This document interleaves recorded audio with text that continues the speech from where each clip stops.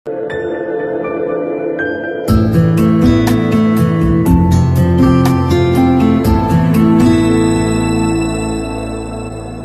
mga idol, please like, share and subscribe for more novel stories to uploads. Muling pagkabuhay, JC Entertainment. Maraming salamat sa lahat mga idol na sumusubaybay sa ating channel. Please subscribe to our YouTube and Facebook channel, JC Entertainment. Maraming salamat po. Kabanata 1531. Natural lang na mag-react ang dalawang henyo sa ganoong paraan. Ang sinumang lumaban kay Jiang Chen sa unang pagkakataon ay matutulala, dahil walang sinuman sa buong mundo ng paglilinang ang may ganoong abnormal na lakas ng pakikipaglaban sa ganoong lawak. Walang makakalaban sa isang ekspertong immortal emperor habang siya ay isang maagang haring immortal. Dahil dito, si Jiang Chen ay masasabing isang freak. Nabigurin silang maunawaan na si Jiang Chen ay pinilit lamang bumalik dahil gusto niyang subukan ang kanilang lakas. Kung ibibigay ni Jiang Chen ang kanyang buong lakas sa pakikipaglaban, posible para sa kanila na ilipat siya ng 1 pulgada. Umakyat sa langit ang hangarin ng dalawang henyo na pumatay. Hindi na sila ng ahas na maliitin si Jiang Chen. Ang kanilang mga mata ay nakatutok kay Jiang Chen habang ang kanilang chi ay matatag na naitatak ang kawalan.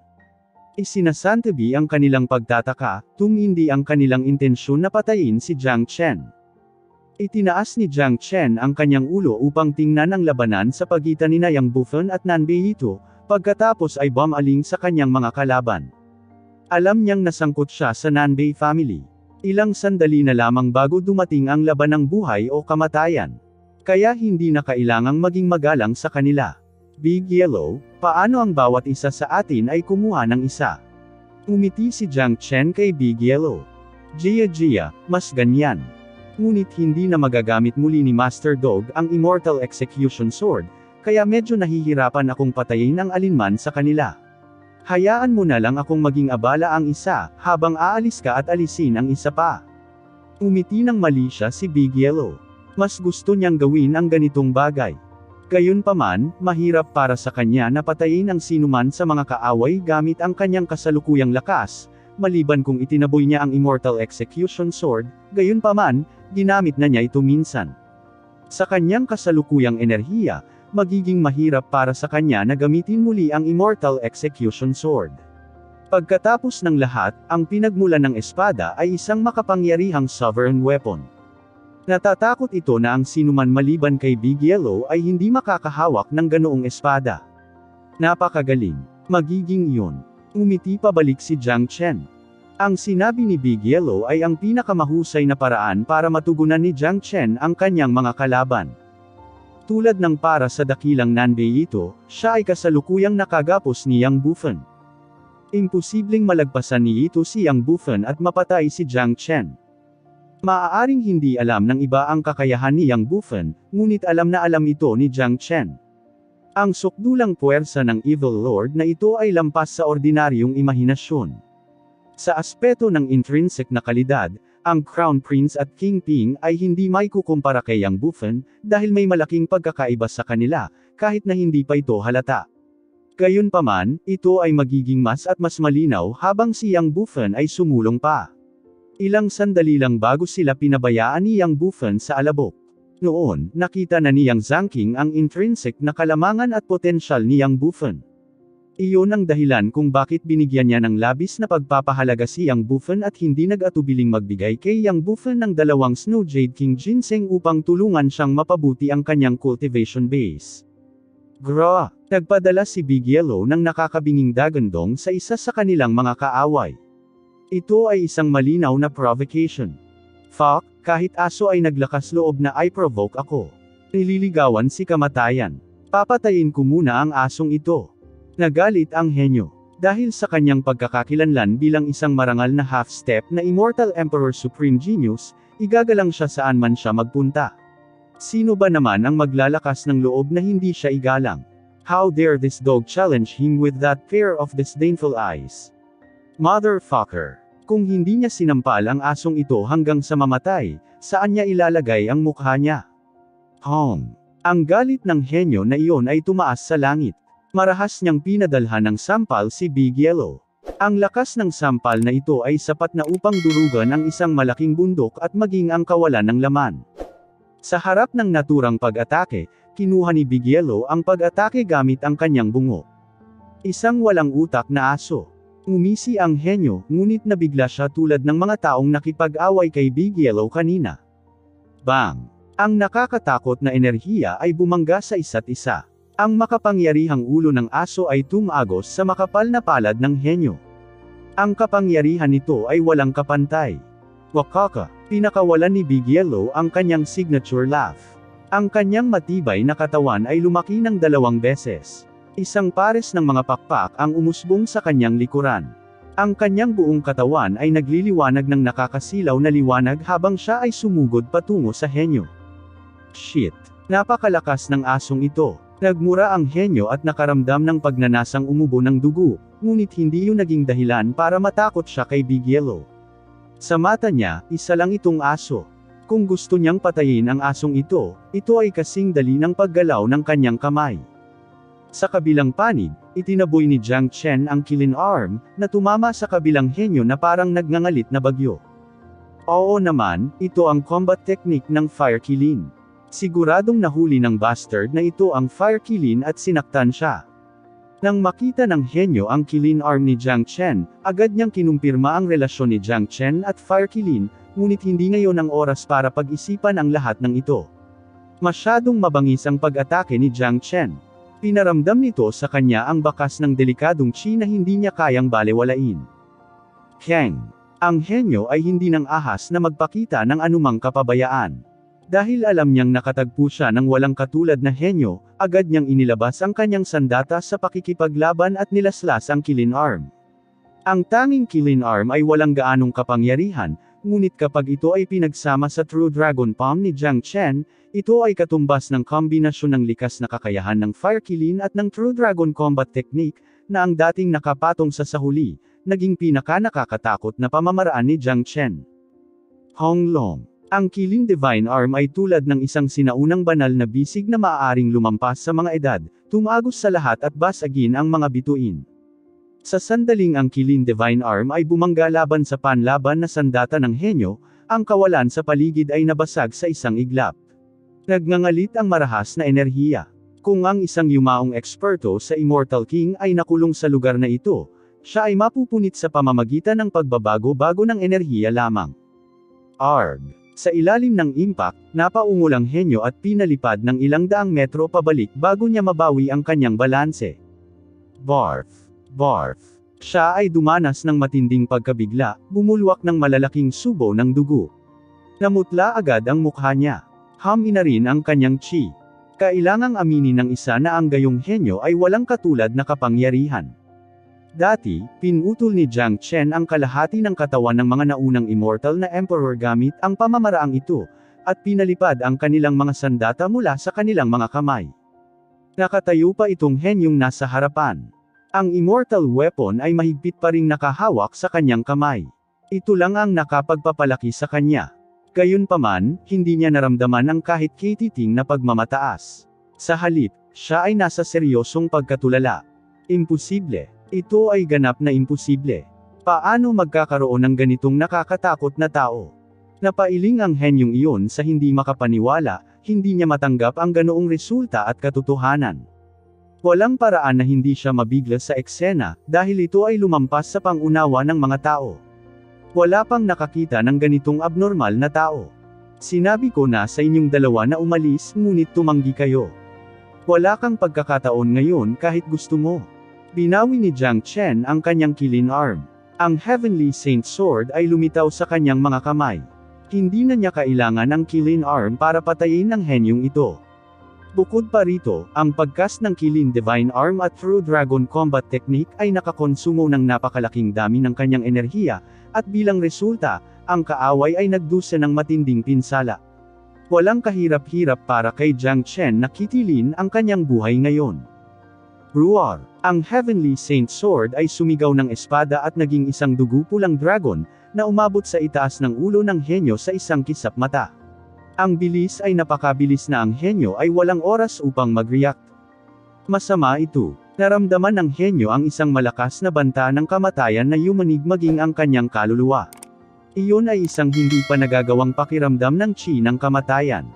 Alam na alam niya ang sitwasyon niya ngayon. Hindi niya dapat harapin si Jiang Chen sa oras na ito, kung hindi, malalagay sa panganib ang kanyang buhay. Iginagalo niya ang kanyang katawan, pinunit ang kawalan at tumakas sa malayo, tinangka niyang iwasan ang laslas ng kanyang kaaway. Sa kasamaang palad, hindi ganoon kadali ang pag-iwas sa slash ni Jiang Chen. Ang nakakatakot na espada na si Chi ay nailok na ang lahat. Mahirap tumakas mula sa slash na ito kahit na ang isa ay napunta sa loob ng kawalan. Arg. Kasabay ng isang panaghoy, ang katawan ng henyo ay nilaslas sa kalahati. Bumulwak ang dugo ng galit na galit. Ang lahat ng mga panloob na organo ay lumipad palabas, na ginagawang hindi kapani-pani walang madyugo ang eksena. Puno ng pangamba ang mukha niya. Masyadong matindi ang naturang pinsala. Ngunit pagkatapos, sa isang kalahating hakbang na Immortal Emperor, ang pagkawala ng kalahati ng kanyang katawan ay hindi magiging sanhi ng kanyang kamatayan. Hanggat maaari siyang makatakas, mayroon pa ring pagkakataon at posibilidad na gumaling sa hinaharap. Sa kasamaang palad, hindi siya bibigyan ni Jiang Chen ng pagkakataong ito. Swoosh! Halos sa sandaling ang katawan ng henyo ay laslas sa kalahati, ginawa ni Jiang Chen ang pangalawang laslas. Sa pagkakataong ito, wala nang matatakbuhan ang henyo. Agad siyang pinugutan ng ulo at namatay on the spot. Si Nanbei ito at ang iba pang henyo na nakakita sa eksena ay natulala. Hindi nila akalain na magiging ganoon kalakas si Jiang Chen. Inalis ni Jiang Chen ang isa sa kanilang pinakamataas na henyo sa napakaikling panahon. Anak ng Abich. Nagngangalit si Nanbei ito at sumugod kay Jiang Chen. Bukod sa pagtataka ay nakaramdam din siya ng galit. Walang paraan na hindi siya magagalit. Iyon ang henyo na dinala niya sa kanyang sarili. Kung hindi niya maibabalik si Jiang Chen sa pagtatapos ng araw, mawawala ang buong mukha niya at mapaparusahan ni Young Master Chow. Ang pag-iisip tungkol sa kakilakilabot na paraan ni Young Master Chow ay nagpang-inag sa kanya. Nanbei ito, ang kalaban mo ay ako. Hindi pa nga kami nakakapagdesisyon kung sino ang mananalo. Hinarang ni Yang Bufen si Nanbei ito. Paano niya mabibigyan ng pagkakataon si Nanbei ito na patayin si Jiang Chen?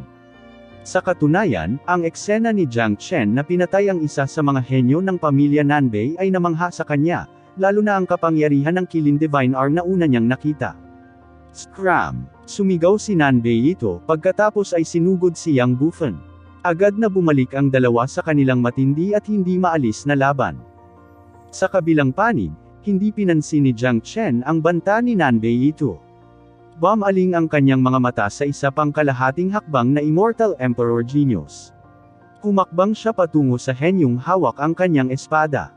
Malaki ang pagbabago ng ekspresyon ng henyo. Tiningnan niya si Jiang Chen tulad ng pagtingin niya sa isang multo. Ang kasalukuyang Jiang Chen ay isang walang kapantay na hari ng demonyo at isang pinakamataas na Diyos ng pagpatay sa kanyang mga mata. Matapos masaksihan ang eksenang pinatay ni Jiang Chen ang sarili niyang kasamahan, halos sigurado siyang hindi siya kalaban ng kaaway. Bukod dito, mayroon ding isang nakakatakot na malaking dilaw na aso sa tabi ni Jiang Chen. Kung si Nanbei ito ay hindi tutulong sa kanya, natatakot siyang mapunta siya sa kanyang kasama mamamatay siya sa isang trahedya na kamatayan sa ilalim ng espada ni Jiang Chen. Nanbei mo, umalis ka na dito. Huwag mo siyang ituloy. Hinimok ni Nanbei ito. Sa oras na ito, kahit na ang isang tanga ay nakikita na kung si Nanbei mo ay hindi makatakas, sa pangkalahatan ay wala ng pagkakataon para sa kanya na umalis. Magiging bangkay na lang siya sa pananatili niya. Si Jiang Chen ay isang walang awa na individual na nang ahas na hawakan kahit ang Fire Kilin. Ang pagpatay sa dalawang henyo ng pamilya Nanbei ay walang halaga sa kanya. Sige, tumango si Nanbei mo. Walang kapabayaan, pinunit niya ang walang laman at sumisid dito. Gusto mo pa bang umalis sa ganitong oras? Masyadong mabagal. Binawi ni Jiang Chen ang kanyang espada at tinamaan ang Kilin Divine Arm, kasabay nito, napunta siya sa kawalan sa isang iglap. Honglong. Ang nakakakilabot na enerhiya ay dumaloy mula sa kawalan, na naging sanhi ng pagbitak ng langit at lupa. Isang malaking bunganga ang nilikha sa kawalan. Pagkatapos, dalawang silhouette ang lumabas dito. Ang isa sa kanila ay mukhang natulala at puno ng dugo. Sino kaya siya kung hindi siya si Nanbei Mo? Sa tapat ng Nanbei Mo, ang mukha ni Jiang Chen ay malamig at nakamamatay samantalang ang mukha ni Nanbei Mo ay sobrang pangit at ang kanyang mga mata ay puno ng takot. Noong una, hindi niya inilagay si Jiang Chen sa kanyang mga mata at hindi niya inisip na ganito ang kahihinatnan. Mahusay siyang umunlad sa pamilya Nanbei at naabot ang kalahating hakbang na Immortal Emperor na kaharian sa murang edad. Siya ay itinuturing na may hindi matatawaran na kinabukasan. Bukod dito, malaki ang kanyang pag-asa at imahinasyon para sa kanyang kinabukasan at hindi niya inakala na mamamatay siya balang araw o na ang araw ng kanyang kamatayan ay malapit na o mamamatay siya sa ganitong paraan. Iligtas mo ako, Kuya Yitu. Sinigawan ni Nanbei Mo si Nanbei Yitu. Ayaw niyang mamatay. Sa harap ng mabangis na kalaban, alam niyang wala na talaga siyang pag-asa na makatakas. Sa oras na ito, tanging si Nanbei Yitu ang makapagliligtas sa kanyang buhay. Kung hindi siya mailigtas ni Nanbei Yitu, tiyak na mamamatay siya. Tumigil ka, sigaw ni Nanbei Yitu. Halos lumuwa ang kanyang mga mata habang nakatingin kay Jiang Chen. Dahil sa cultivation base ni Nanbei Mo, hindi niya akalain na si Nanbei Mo ay hindi man lang nagkaroon ng pagkakataong makatakas. Yang Bufan, kalimutan na natin ang usapin ngayon. Hayaan mong ibalik ko si Nanbei Mo. Humihingi ng kompromiso si Nanbei Yitu. Kailangang sabihin ng isa na ito ay isang matalinong pagpili. Tiyak, gusto niyang hulihin si Jiang Chen, ngunit sa presensya ni Yang Bufan, naging hindi makatotohanan ang hiling na ito. Sa una ay naisip niya na si Nanbei Mo at ang isa pa ay sapat na para harapin si Jiang Chen. Sa isang kisap mata, isa ang patay. At ngayon, si Nanbei Mo ay papatayin din ni Jiang Chen. Ang paghahanap ng kompromiso ay ang tanging paraan sa puntong ito. Dahil hindi niya kayang patayin si Jiang Chen, ang pagpapanatiling buhay ni Nanbei Mo ang naging pinakamahalagang bagay. Anyway, alam na niya ang kinaroroonan ng Fire Qilin. Ilang oras na lang bago hinatulan ng kamatayan si Jiang Chen dahil sa pagkakasala sa pamilya Nanbei. Maaari kitang isama si Nanbei Mo, ngunit hindi ko alam kung papayag si Jiang Chen dito, nakangiting sabi ni Yang Bufan. Hindi siya nababahala tungkol sa kapalaran ni Nanbei Mo. Siya ay nagpakita lamang sa pagkakataong ito upang matiyak na si Jiang Chen ay hindi pinatay ni Nanbei ito. Si Jiang Chen ay palaging may sariling paraan ng paggawa ng mga bagay at hindi kailanman nakikinig sa iba. Alam na alam ni Yang Bufan sa kanyang puso na tiyak na mamamatay si Nanbei Mo ngayon. Sa estilo ng pagkilos ni Jiang Chen, talagang hindi niya bibigyan ng pagkakataon ang kanyang kaaway na mabuhay. Swish! Lumipat ang tingin ni Nanbei ito kay Jiang Chen at malamig na sinabi niya, Jiang Chen, kung maglakas loob kang patayin si Nanbei Mo, matatapos ka. Walang sinuman sa mundong ito ang makapagliligtas sa iyo. Sa harap ng pagbabante ni Nanbei ito, ang mukha ni Jiang Chen ay wala pa ring pakialam. Marami na siyang narinig na ganoong pananakot. Sayang naman at wala itong silbi sa kanya. Nanbei ito, ang pagsasabi ng mga ganyang salita sa akin ay walang silbi. Kahit bitawan ko si Nanbei Mo, hindi mo pa rin ako papakawalan. Kaya pareho ang magiging resulta kung patayin ko man siya o hindi. Kung ganoon, bakit ko hahayaang mabuhay si Nanbei Mo? Ako, si Jiang Chen, ay hindi kailanman nagbibigay ng pagkakataon sa aking kaaway, sabi ni Jiang Chen. Nagmaterial ang Dragon Sword sa kanyang kamay habang hinahampas niya si Nanbei Mo. Agad na binalot ni Qi ang hindi masisirang espada kay Nanbei Mo. Sa kasalukuyang kondisyon ni Nanbei Mo, hindi niya nakayanan ang anumang pag-atake ni Jiang Chen.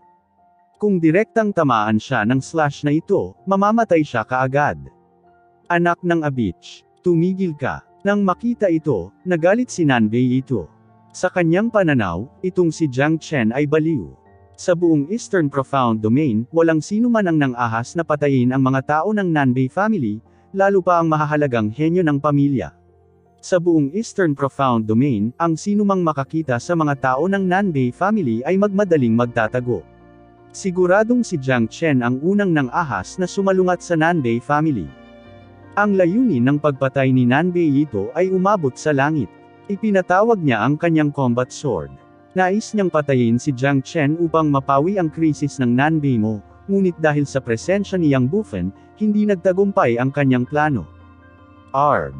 Umiyak si Nanbei mo. Katulad ng nauna, siya ay naging patay sa ilalim ng espada ni Jiang Chen. Ang dalawang henyong ito ay malamang na hindi na naginip na sila ay mamamatay sa araw na ito. Hindi nila alam na walang babalikan ngayon. Ang kanilang pagkamatay ay isang pagkawala sa pamilya Nanbei. Hanggat hindi namamatay ang mga henyong tulad nila, ilang oras na lang at naging isa na sila sa mga haligi ng pamilya. Walang duda tungkol dito. Para sa isang malaking kapangyarihan upang mapangalagaan ang isang kalahating hakbang na Immortal Emperor ay nangangailangan ng malaking halaga ng mga mapagkukunan. Ang pagkamatay ng dalawang henyo ay katumbas ng pag-aaksaya ng lahat ng mapagkukunan. Ang mga apoy ay bumulwak sa mga mata ni Nanbei ito na parang sinaunang barbaric na hayop. Makikita kung gaano siya galit ngayon. Ngayon, natanggap niya ang utos ni Young Master Chow na magdala ng 2 tao para hulihin ang sinumang sospek. Sa huli, hindi lang niya nahuli ang sospek, ngunit hindi rin niya nalaman kung ano ang nangyari sa fire killing at kung nasaan ang halimaw.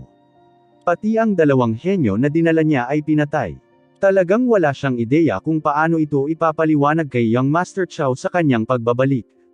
Hindi siya natatakot sa mga mahigpit na alituntunin at parusa ng pamilya, ngunit ang pag-iisip na harapin si Young Master Chow ay nagpang-inag maging ang kanyang kaluluwa.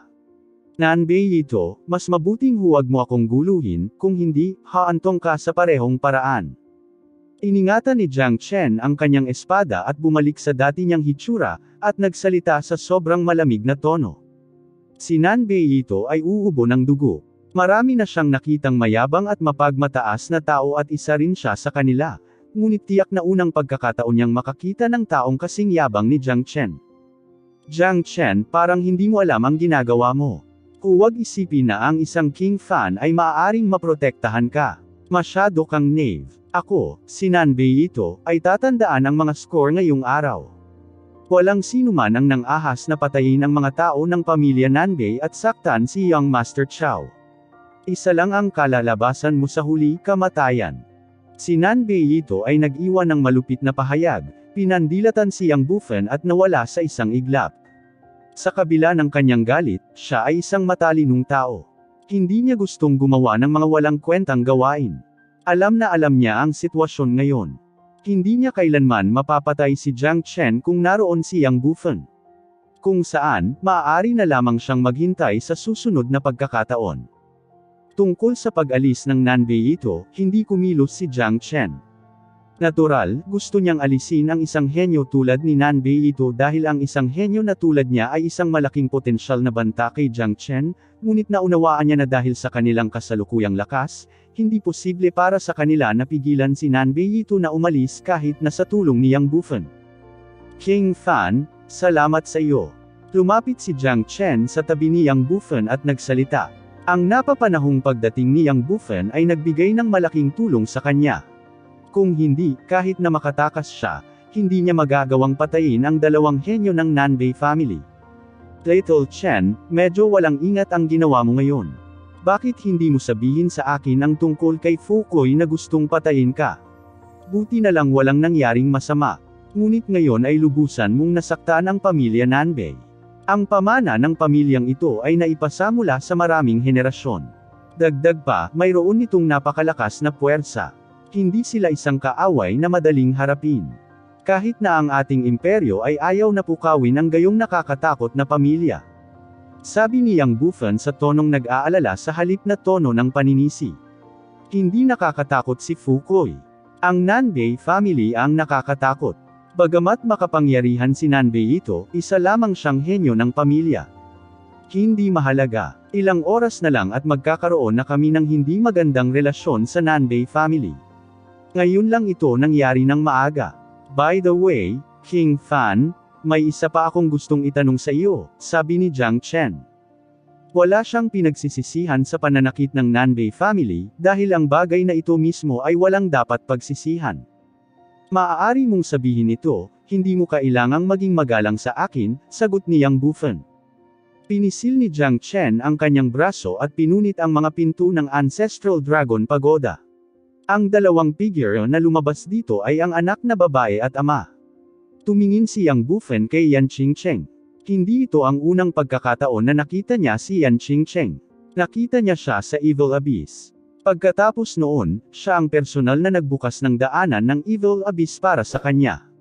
Nang makita ang dalawang tao, sa wakas ay naunawaan niya kung bakit pumunta si Jiang Chen sa Fu City, hindi pinapansin ang panganib sa hinaharap. Si Jiang Chen ay isang lalaking pinahahalagahan ang pagkakaibigan at damdamin. Mas gugustuhin niyang ilagay ang sarili sa panganib kaysa hayaan ang kanyang mga kaibigan na magdusa. Ito rin ang isa sa mga dahilan kung bakit siya hinangaan ni Yang Bufan. Ang isang matuwid na tulad niya ay hindi kailanman magkakamali. King Fan, itong dalawang kaibigan ko na maraming pinagdaanan dahil sa akin. Umaasa ako na maaari mong payagan silang manatili sa King Fan Prefecture para sa paglilinang. Dahil sa potensyal ni Ching Cheng, malapit nang umunlad ang kanyang cultivation base kung makakapag-cultivate siya sa King Fan Prefecture, wika ni Jiang Chen. Ayon sa dati niyang plano, ibabalik niya ang mag-ama sa Yan City. Kung tutuusin, hindi masama para sa kanila na maging pinuno muli ng Yan City, ngunit kung babalik sila ngayon, masasayang ang superior na talento ni Yan Qingcheng. Ang Yan City ay napakaliit para sa kanya at may limitadong mga mapagkukunan sa pagtatanim. Wala siyang gaanong prospect na manatili sa lugar na iyon sa buong buhay niya. Dahil makakatulong si Yang Bufan, maaaring hilingin din ito ni Jiang Chen. Walang problema, maliit na bagay lang yan. Umiti si Yang Bufan. Pagbati, Evil Lord.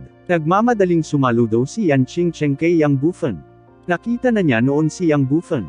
Siya ang nakakatakot na Evil Lord, ang pinakamakapangyarihang figure na nakita niya sa kanyang buhay. Hindi niya akalain na makikilala niya ito sa pangalawang pagkakataon. Gayun din, ang batang Evil Lord na ito ay tila umalis sa Evil Abyss. Tai, ito ang Evil Lord na sinabi ko. Ang naghari sa buong Evil Abyss, ipinakilala ni Yan Qingcheng kay Yan Dongliu. Noong huling beses na bumalik siya sa Yan City, sinabi niya sa kanyang ama ang tungkol sa mga nakatagpo niya sa Evil Abyss. Naturally, ang mga bagay tungkol sa Evil Lord na ito ay hindi kasama sa kanyang kwento. Pagbati, Evil Lord. Hindi mangangahas si Yan Dongliu na magpakita ng anumang kapabayaan. Ang gayong makapangyarihang figure ay parang isang makalangit na Diyos na hindi man lang niya pinangarap na makita. Kaya natural, nanginginig siya sa takot ngayon. Qingcheng, Uncle Yan, huwag mo na siyang tawaging Evil Lord. Kilala niya ang King Fan ng Great Shen Empire. Hindi mo na kailangang bumalik sa ngayon. Aayusin ko na dalhin kayong dalawa sa King Fan Prefecture. Ang paglilinang doon ay magiging malaking pakinabang sa iyong paglilinang. Napakasayang manatili sa isang maliit na lugar tulad ng Yan City, sabi ni Jiang Chen. Susundan ko si Kuya Jiang. Tumango si Yan Qingcheng. Si Jiang Chen ay may hindi matitinag na posisyon sa kanyang puso. Nangangahulugan din ang paglilinang sa King Fan Prefecture na mapalapit siya ng kaunti kay Jiang Chen, at ito ang pinangarap niya. Huminga ng malalim si Yan Dongliu. Malinaw na malinaw sa kanya ang sitwasyon ngayon. Ang eksena sa araw na ito ay ang pinakakapansin-pansing bagay sa kanyang buhay. Kasabay nito, naunawaan din niya kung gaano kalaki ang mundo. Isa lamang siyang palaka sa balon sa pamamagitan ng pananatili sa Yan City. Ang Eastern Profound Domain ay kung nasaan ang mga tunay na eksperto. Ginawa ng domain na ito ang one-line sky na napakahina. Si Jiang Chen ay hindi na si Jiang Chen noon. Ilang sandali lang bago umakyat si Jiang Chen sa tuktok. King Fan, Young Master Jiang, salamat sa pagligtas sa aking buhay. Ito ay isang kabaitan na hindi ko masusuklian. Napakapalad at pagpapala ng Yan family na ang aking munting babae ay kayang linangin sa iyong lugar. Gayunpaman, ako ay isang matanda at may ordinaryong talento. Mas mabuti pang bumalik ako sa Yan City. Kaya hindi ko kayo sinusundan lahat pabalik sa King Fan Prefecture. Yumuko si Yan Dongliu kina Jiang Chen at King Fan at sinabi. Walang sinuman ang hindi gustong makakuha ng mas malaking mapagkukunan. Walang sinuman ang hindi magnanais ng isang mas magandang lugar para sa pagtatanim, ngunit alam na alam ni Yan Dongliu ang kanyang sariling sitwasyon. Para sa kanya, mas praktikal na manatili sa Yan City. Wala siyang malaking ambisyon. Alam din niya na kahit na mabigyan siya ng masaganang resources, hindi niya ito makakamit. Higit sa lahat, napakaraming eksperto sa lugar na ito at ang isang eksperto sa Immortal King ay itinuturing lamang na isang dalubhasa sa pinakamababang ranggo. Masyadong malaki ang pressure na ibinigay ng lugar na ito. Si Jiang Chen, Yang Bufan at Yan Qingcheng ay nagpahayag ng mahusay na pag-unawa tungkol sa pagtanggi ni Yan Dongliu. Pagkatapos ng lahat, hindi madaling mabuhay sa lugar na ito. Kakailanganin niyang makatiis ng napakalaking pressure at hindi laging umasa kina Jiang Chen at King Fan. Sina Jiang Chen at King Fan ay may sariling mga personal na bagay na dapat asikasuhin. Hindi nila maaaring sayangin ang kanilang mga pagsisikap sa kanya sa bawat oras. Kung ganoon, makakabalik na si Tio Yan.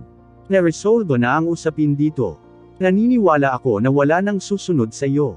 Isa itong Immortal King Weapon. Ibalik mo ito sa iyo. Naglabas si Jiang Chen ng isang combat sword, isang makapangyarihang King Weapon, at ibinigay ito kay Yan Dongliu. Immortal King Weapon. Bahagyang nagbago ang ekspresyon ng mukha ni Yan Dongliu.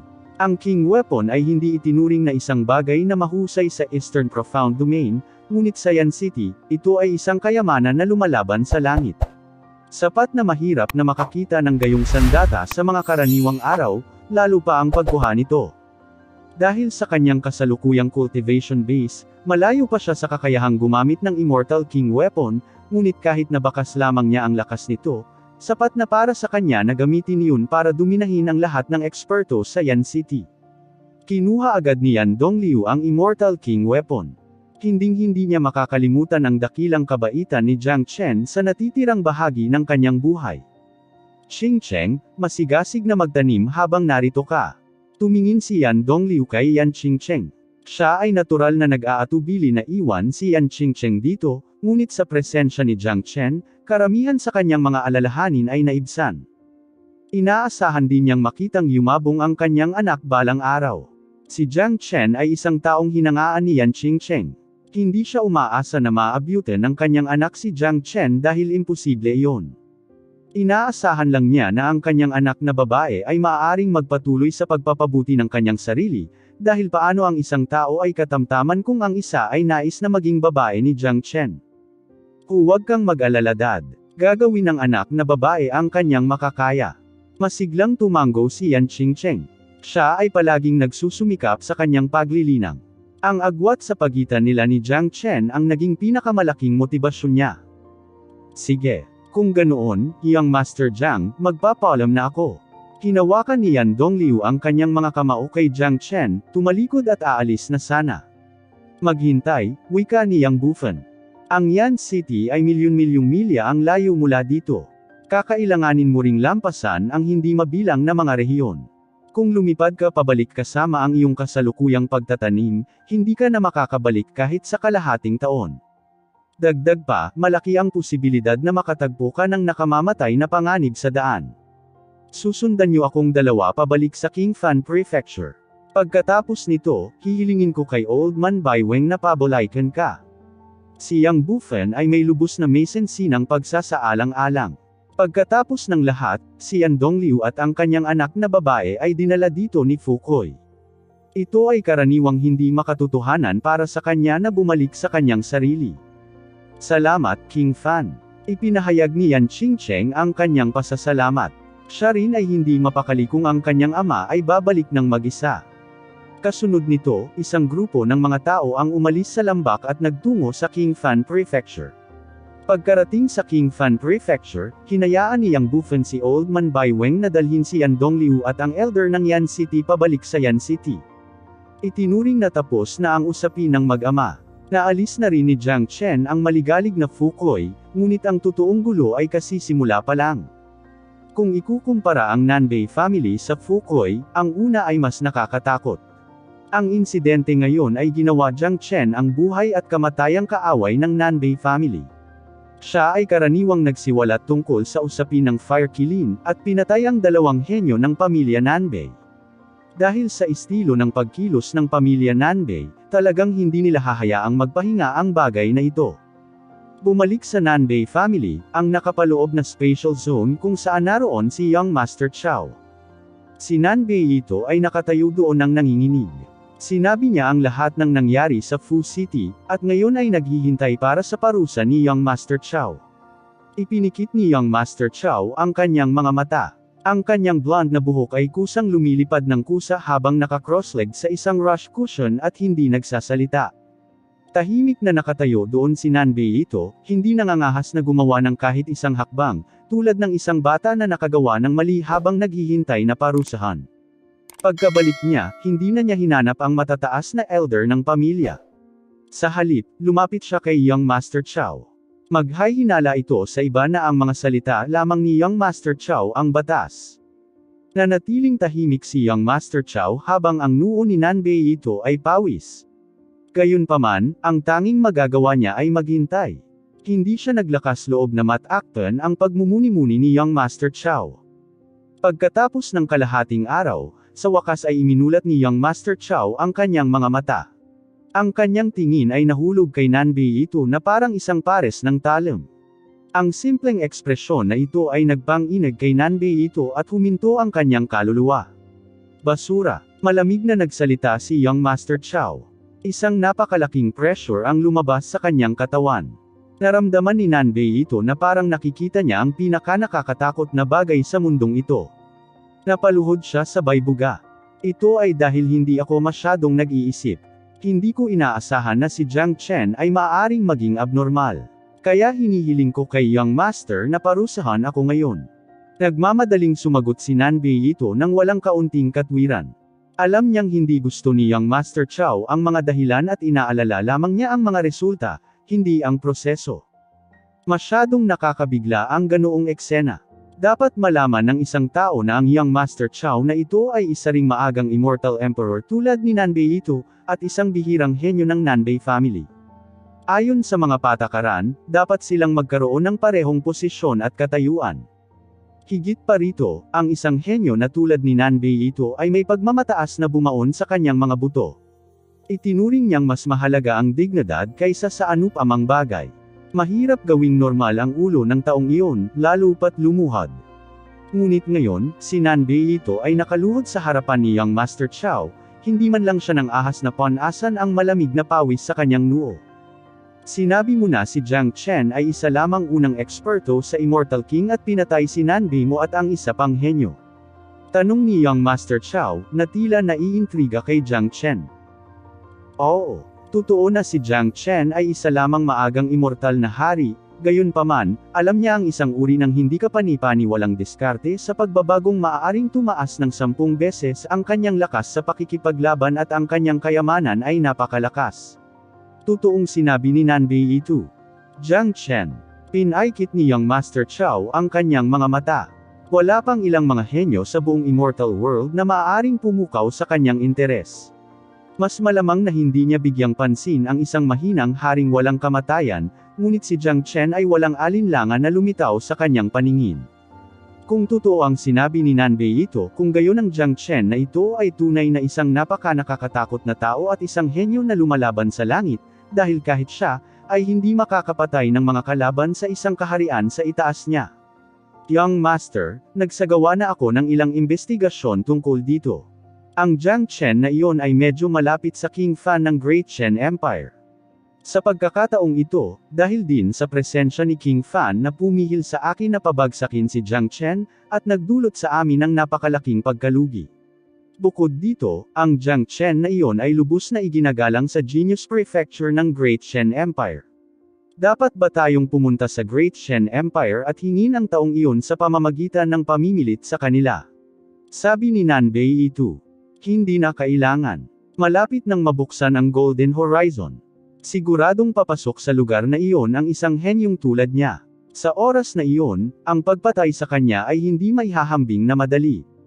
Hindi na kailangang lumaban sa Great Chen Empire dahil sa isang maliit na insekto, sabi ni Young Master Chow.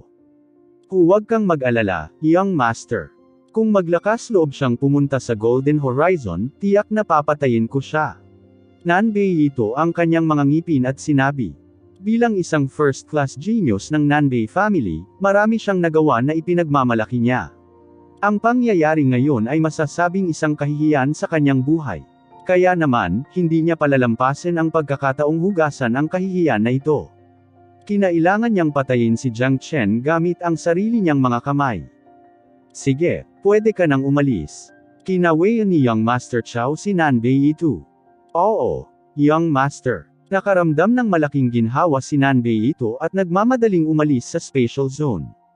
Ang pag-iisip tungkol sa pagkatakot ni Young Master Chow ay natakot siya. Walang katumbas na swerte para sa kanya na nakaalis pa rin siya ng buo sa lugar.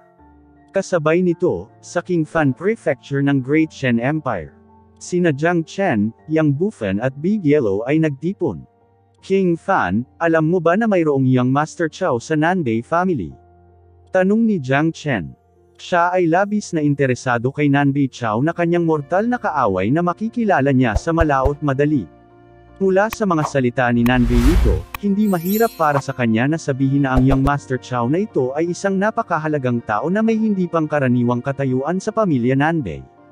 Dahil dito, gustong malaman ni Jiang Chen ang higit patungkol sa kanya. Talagang may ganoong tao. Ang kanyang pangalan ay Nanbei Chow. Siya ay napaka-misteryoso at bihirang magpakita, sabi-sabi na siya ang reincarnation ng isang dakilang soberano. Iyon ang dahilan kung bakit nagkaroon siya ng napakahalagang katayuan sa pamilya Nanbei. Bagamat hindi ko pa siya nakikita noon, sigurado ako na siya ay isang napaka-nakakatakot na figure, sabi ni Yang Bufan, ikinwento ang kanyang narinig tungkol sa Young Master Chow na ito. Ang muling pagkakatawang tao ng isang dakilang soberano. Ang mga mata ni Jiang Chen ay kumikinang. Malinaw, hindi siya handa para doon. Kung si Nanbei Chow ay tunay na reinkarnasyon ng isang dakilang soberano, iyon ay magiging lubhang nakakatakot kay Nanbei Chow. Masyadong malaki ang pressure ng pagkakaroon ng napakalakas na kalaban. Habang siya ay patuloy na sumusulong, mas naiintindihan niya ang tungkol sa pagkatakot ng isang great immortal sovereign na dapat ay umiiral lamang sa mga alamat. Minsan na niyang nasaksihan ang paraan ng heaven-devouring demon ape at ang matandang sinungaling. Ang mga individual na iyon ay itinuturing na maalamat na pag-iral. Maiisip na ng isa kung ano ang dakilang mga soberano, ang magiging tuktok ng immortal na mundo, na nasa itaas ng mga buhay na iyon. Ito ay rumors lang. Walang nakakaalam kung totoo o hindi. O marahil, sadyang ginawa ng pamilya Nanbei ang kwentong ito para itaas ang kanilang profile at puwersang nagpapapigil sa Eastern Profound Domain, dagdag ni Yang Bufan. Kung tutuusin, hindi pa niya nakita ang Young Master Chow na ito. Sina Jiang Chen at Big Yellow ay nagpalitan ng tingin at nakita ang kaseryosohan sa mga mata ng isa't isa. Ipinahayag ni Yang Bufan ang kanyang pagdududa tungkol sa pagiging tunay ni Nanbei Chow bilang reinkarnasyon ng isang dakilang soberano, ngunit para sa kanilang dalawa, hindi nila ito pinagdudahan dahil nakipag-ugnayan na sila sa mga pagkakatawang tao ni Nanbei Chow sa nakaraan. Karaniwang nangyayari ang mga hindi kapani-paniwalang bagay sa isang tulad ni Nanbei Chow. Si Jiang Chen ay palaging binibigyang pansin ang gayong kalaban. Sa kanyang landas, marami sa kanyang mga kalaban at kaaway ang namatay. Hindi man lang niya matandaan ang karamihan sa kanila, ngunit kung tatanungin siya tungkol sa isa na pinakamalinaw niyang naaalala, sasabihin niyang si Nanbei Chow iyon. Qingfan, ang taong ito ay hindi isang hamak na individual. Kailangan mong mag-ingat kung makakaharap mo siya sa hinaharap. Ang Nanbei Chow ay puno ng ligaw na ambisyon at mga pakana. Sa kanyang presensya, ang Eastern Profound Domain ay magkakaroon ng kaguluhan sa madaling panahon. Paalala ni Jiang Chen, walang mas nakakaintindi kay Nanbei Chow kaysa sa kanya. Bagamat nakipag-usap lang siya sa clone ni Nanbei Chow, alam niya na si Nanbei Chow ay isang dominanteng tao na ang intensyon ay dominahin ang buong mundo. Hindi magkakaroon ng kapayapaan ang Eastern Profound Domain sa paligid ng Nanbei Chow. Walang dapat ipag-alala, henyo lang siya. Ang relasyon sa pagitan ng 11 pangunahing kapangyarihan ng Eastern Profound Domain ay palaging magulo at komplikado. Ipinagmamalaki ng Nanbei family ang pagiging reincarnation ni Young Master Chow ng isang great sovereign, ngunit marami ang hindi pa nakikita sa kanya noon. Kahit na nagpakita siya, hindi ko akalain na magiging kasing lakas siya gaya ng inaangkin niya. Bumalik tayo sa Genius Prefecture. Hindi kaya may isang taong kinatatakutan ni Jiang Chen sa mundong ito. Tinapik ni Yang Bufan ang balikat ni Jiang Chen. Sa pagtingin sa kanyang nakaka-relax na hitsura, ganap na hindi inilagay ni Yang Bufan si Nanbei Chow sa kanyang mga mata at hindi maintindihan kung ano ang ibig sabihin ni Jiang Chen ng kaguluhan sa Eastern Profound Domain. Umiling si Jiang Chen at nanatiling tahimik. Pagkatapos ng lahat, hindi pa nakipag-usap si Yang Bufeng kay Nanbei Chao. Kaya't maliwanag na mayroon siyang ganoong mga iniisip. Si Jiang Chen, sa kabilang banda, ay hindi kayang mag-isip sa ganoong paraan. Dapat ay handa siyang makipag-away kay Nanbei Chao sa lalong madaling panahon. Ang pinakamahalagang bagay para sa kanya ngayon ay ang pagbutihin ang kanyang cultivation base. Sa pamamagitan lamang ng pagkakaroon ng isang hindi kapani-paniwalang lakas ay makakapagtakda siya ng paninindigan sa mundong ito.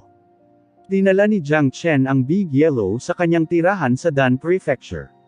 Kalahating araw lang ang ginugugol niya sa labas, kaya walang nagtataka kung ano ang ginawa niya sa labas, dahil wala siyang masyadong magagawa sa kalahating araw lang. Gayunpaman, si Jiang Chen ay nakagawa ng dalawang nakakagulat na bagay sa kalahating araw na ito. Sa sumunod na 2 araw, naging tahimik ang Genius Prefecture. Walang major na nangyari. Dahil sa katahimikan na ito, nagdulot ito ng pagdududa sa puso ni Jiang Chen. Napatay niya ang 2 henyo ng pamilya Nanbei at nahuli ang Fire Qilin. Ayon sa estilo ng pamilya Nanbei, tiyak na magagalit sila. Kahit na hindi sila direktang pumunta sa Great Shen Empire at humiling kay Jiang Chen, maglalabas man lang sila ng ilang uri ng must-kill order. Hindi niya inaasahan na lilipas lang ang mga araw ng ganito katahimik. Walang anumang paggalaw, lalo na mula sa Young Master Chao na iyon. Big Yellow, hindi mo ba naisip na kakaiba para sa Nanbei family na maging ganito katahimik? Tanong ni Jiang Chen. Talagang kakaiba. Sinabi ni Yang Bufeng na ang pamilya Nanbei ay may napakalakas na eksperto at ang Fire Qilin ay ang kanilang Saint Beast. Matapos ang mahabang paghahanap, sa wakas ay natagpuan na nila ang bakas ng Saint Beast. At saka, pinatay mo ang kanilang mga tao.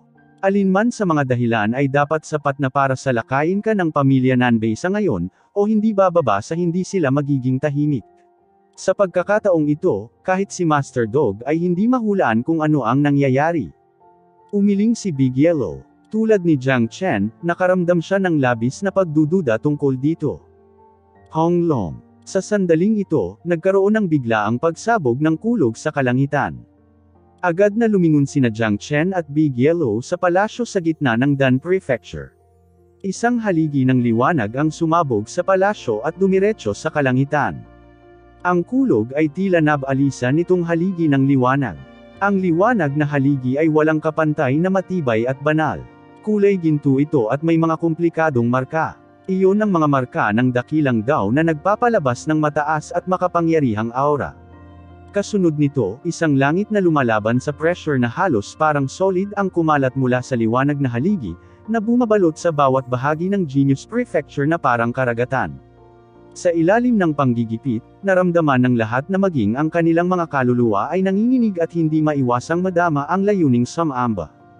Maging si Jiang Chen ay nakaramdam ng hindi komportable sa ilalim ng ganoong pressure, dahil yun ay isang pressure na lampas sa Immortal Emperor Realm.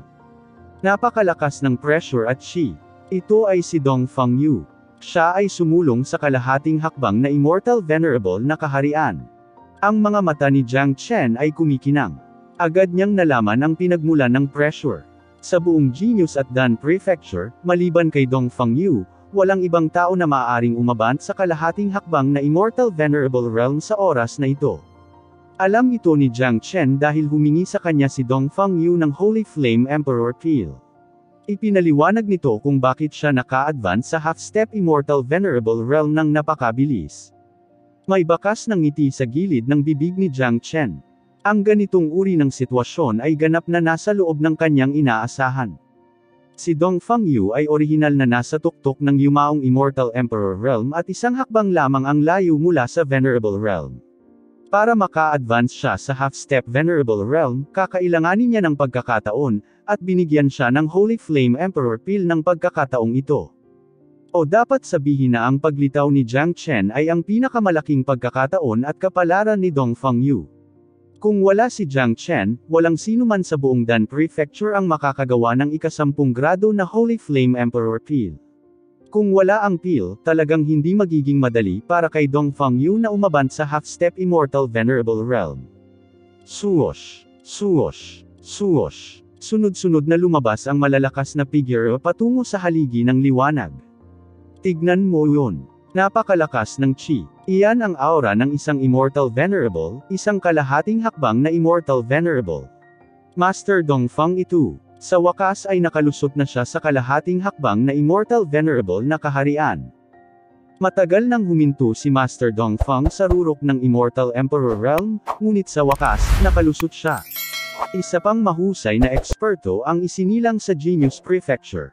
Ito ay isang masayang okasyon. Ang kaguluhan ay mas malaki pa kumpara kay King Fan nang siya ay sumulong sa Immortal Emperor Realm. Sa tansya ko, hindi magtatagal bago ito masabi ng emperador. Walang sinuman ang hindi nagulat. Isang kalahating hakbang na Immortal Venerable, isang walang katulad na figure ang lumitaw sa Genius Prefecture. Ito ay isang kaganapan na dapat ipagdiwang.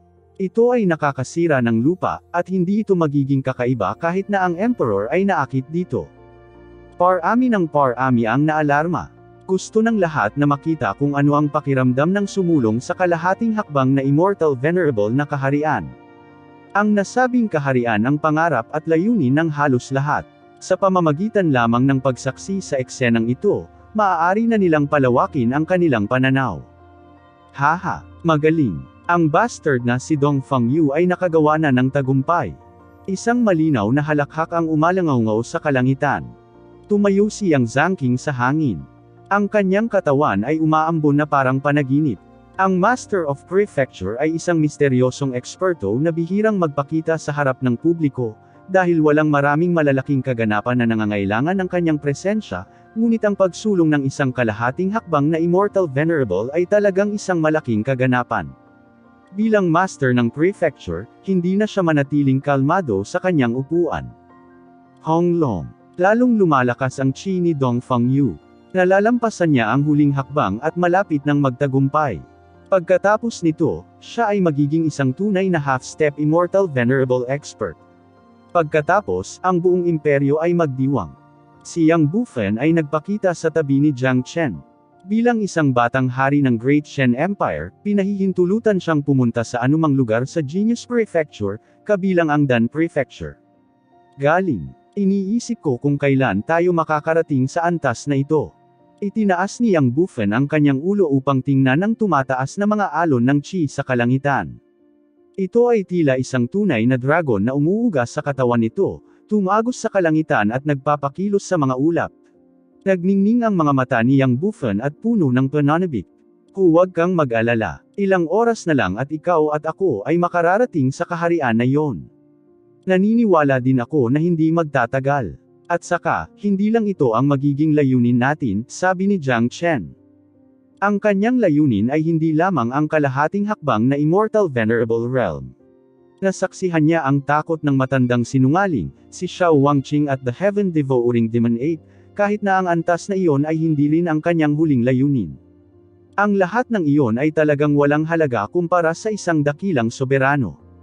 Hindi napigilan ni Yang Bufen na ipakita ang isang mataas na pagmamalaki sa kanyang kumikinang na ekspresyon.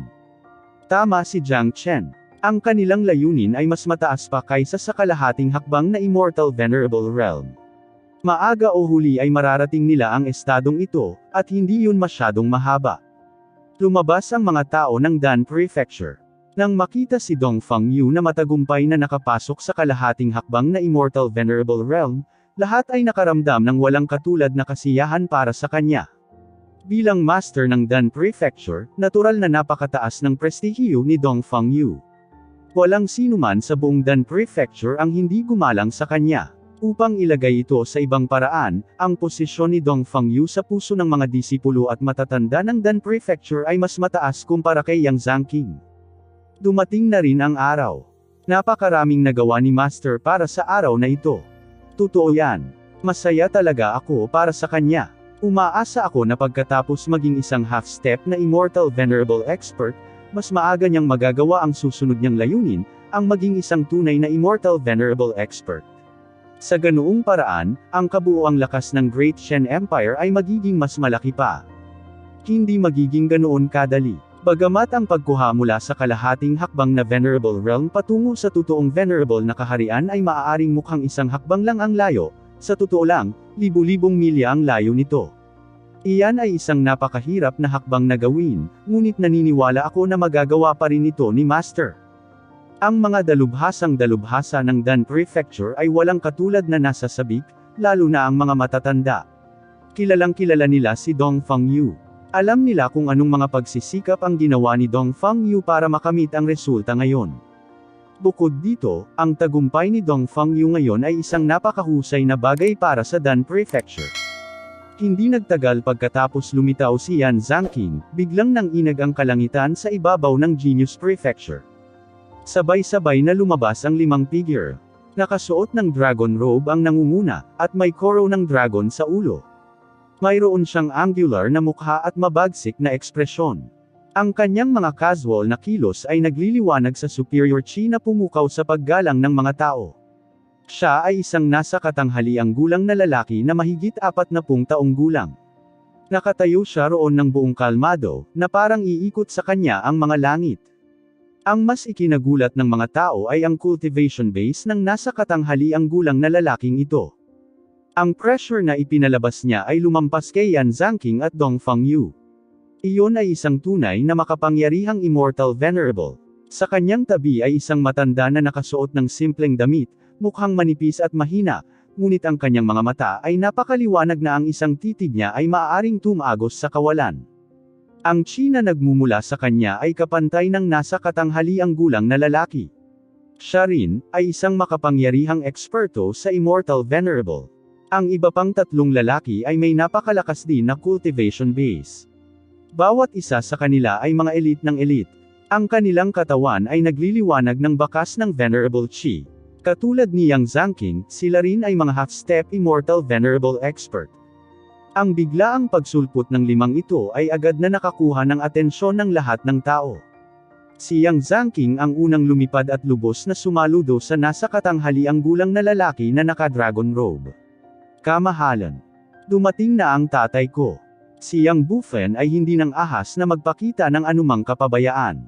Tumalon siya sa himpapawid at lumipad patungo sa langit kasama ang Crown Prince, King Ping, at ang iba pang mga prinsipe at ilang mas mataas na up ng Genius Prefecture. Nakita na nila noon ang emperador. Hindi sila maglalakas loob na magpakita ng kaunting kawalang galang sa emperor. Ito ay ang emperador. Siya pala ang emperor ng Great Shen Empire. Sure enough, lalo siyang maharlika. Siyempre siya ay isang tunay na immortal venerable. Ang isang ekspresyon niya ay maaaring manginig sa kaluluwa ng mga tao. Nakakatakot na pag-iral. First time kong makita ang emperor. Wala akong ideya na ang pinakamataas na figure ng Great Shen Empire ay maaaring maging napakalakas. Tingnan mo, ang elder na iyon ay isa ring immortal venerable. Ang 3 pa ay pawang mga half-step na immortal venerables.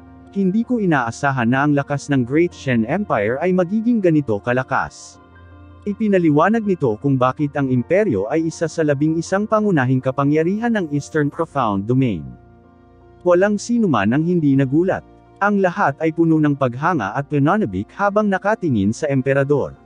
Ang emperador ay parang Diyos sa isang imperyo. Walang sinuman ang hindi kakabahan habang kaharap ang kanilang bathala. Ang paglitaw ng emperor ay nagnakaw ng pansin kay Dong Fangyu. Gayunpaman ang katotohanan na ang emperador ay personal na nagpakita ay nagpasaya sa lahat sa Dan Prefecture, dahil nakita nila ang kahalagahan ng emperor kay Dong Fangyu. Huwag istorbohin ang pagsulong ni Dong Fangyu. Ikinaway ng emperor ang kanyang kamay, na sinenyasan ang lahat na manahimik. Mahalaga na ang kanyang presensya ay hindi nakaapekto sa pagsulong ni Dong Fangyu. Bumaba ang tingin ni Jiang Chen sa 5 ekspertong ito, lalo na sa emperor. Mula sa mga ekspertong ito lamang, masasabi ng sinuman kung gaano kalakas ang puwersa ng Great Shen Empire. Sa Eastern Profound Domain, talagang napakalakas ng Great Shen Empire, gayunpaman kahit na malaman ang lakas ng Great Shen Empire, nag-aalala pa rin siya. Nag-aalala katungkol sa insidente sa Heaven Devouring Demon Ape. Nakita ni Big Yellow si Jiang Chen na mahigpit na nakakunot ang kanyang mga kilay, at hindi niya maiwasang magtanong. Kilalang-kilala niya si Jiang Chen. Masasabi niya kung ano ang iniisip ni Jiang Chen sa pamamagitan lamang ng kanyang ekspresyon. Tama iyan. Ang kabuuang lakas ng Great Shen Empire ay tiyak na hindi mahina, ngunit ang paghahambing nito sa Heaven Devouring Demon Ape ay masyadong malaki ang pagkakaiba. Kung ang Heaven Devouring Demon Ape ay makakalayo mula sa pagkakulong ni Senior Yang Junlong isang araw, ito ay magiging isang hindi maisip na sakuna para sa Great Shen Empire, sabi ni Jiang Chen. Nasaksihan niya ang kapangyarihan ng Heaven Devouring Demon Ape, isang pag-iral na malapit sa kalahating hakbang na Sovereign Realm, at ang kalaban ni Xiao Wangqing. Kapag ang demonyong ito ay pinakawalan, ito ay magiging isang malaking kapahamakan sa Great Shen Empire dahil sa demonyo. Ang paglipol sa imperyo ay nangangailangan lamang ng pagsisikap na itaas ang daliri nito. Makalipas ang 12 minuto, unti-unting kumupas ang chi na pinakawalan ni Dong Fangyu. Nabawi ng kalangitan sa itaas ng Dan Prefecture ang kapayapaan nito, na nagpahiwatig ng tagumpay ng pagsulong ni Dong Fangyu, at tunay na naging kalahating hakbang na Immortal Venerable, tulad ni Yang Zhangqing. Ang walang laman sa itaas ng palasyo ay nanginag at isang silweta ang lumitaw. Siya ay isang matandang lalaki sa Dan robe. Sino kaya kung hindi siya si Dong Fangyu? Si Dong Fangyu ay tila walang anumang pagbabago sa ibabaw, ngunit kung titingnang mabuti, ang kanyang espiritu ay tila ipinanganak na muli. Pagkatapos ng kanyang hitsura, agad niyang natuklasan ang mga tao sa paligid niya. Nang makita niya ang Emperor, kapansin-pansing nagbago ang kanyang ekspresyon. Nagmamadali, lumapit siya sa tabi ng Emperador at yumuko. Kamahalan, hindi ko akalain na ang kaguluhan na aking ginawa ay makakatawag ng atensyon ng kamahalan. Kasalanan ko ito. Nilapitan ng Emperor si Dong Fangyu, tinapik ang kanyang balikat at sinabi sa tuwang-tuwang tono, "Haha. Mabuti, napakahusay, Dong Fangyu. Talagang nakakatuwang bagay na nakasulong ka sa kalahating hakbang na Immortal Venerable na kaharian." Isa pang makapangyarihang eksperto ang lumitaw sa ating Great Shen Empire. Ang matandang ito ay hindi titigil sa pagsubok. Nakaramdam si Dong Fangyu ng flattered. Sino man sa lima na lumitaw ngayon ay isang mahusay na figure ng Great Shen Empire na maaaring makayanan ang puso ng mga tao.